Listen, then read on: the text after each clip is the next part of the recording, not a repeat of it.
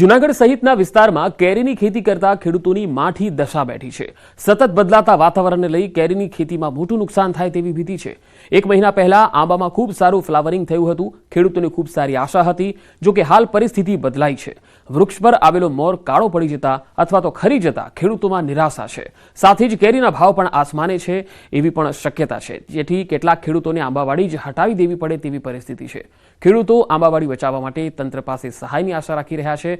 તો કૃષિ યુનિવર્સિટીના નિવૃત્ત વૈજ્ઞાનિકે જણાવ્યું છે કે જાગ્યા ત્યાંથી સવાર 30% જેટલો પાક હાલ બચી શકે તેમ છે, તો ખેડૂતોએ પાક બચાવવા પર ધ્યાન આપવું જોઈએ। સાથે જ તેમણે પાક બચાવવા માટે કેટલાક ઉપાયો પણ સૂચવ્યા છે, તે કરવા જોઈએ। આ બગીચો અમારો 10 વીઘાનો બગીચો છે।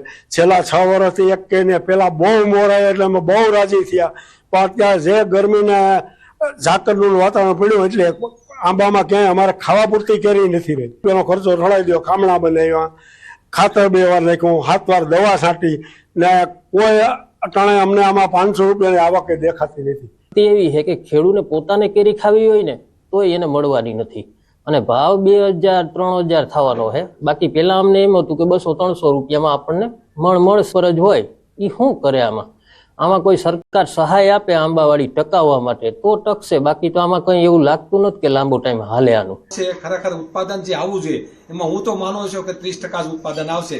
જે ખરેખર ઉત્પાદન આવવું જોઈએ એ ખેડૂતો માટે આની અસર છે એ માઠી અસર થવાની શક્યતા પૂરેપૂરી છે। એટલે ખાસ ખેડૂત ભાઈ અત્યારે જે જાગ્યા ત્યાંથી સવાર, હવે ખાસ કરીને બીજું આપણે તો કંઈ ના કરી શકીએ, પણ 30 ચાલતી હોય તો 30 તો કંટ્રોલ કરીએ, એકને એક દવા વારંવાર ન છાંટીએ, અને ફાલ લેવાયા પછી આપણું ઉત્પાદન આવ્યા પછી ખાસ કરીને આંબામાં જે ઝાણિયું ખાતર એની સાથે બેક્ટેરિયા મિક્સ કરી અને રિંગ કરી નાખી દો તો આવતા વર્ષે એનો પૂરેપૂરો ફાયદો મેળવી શકીએ।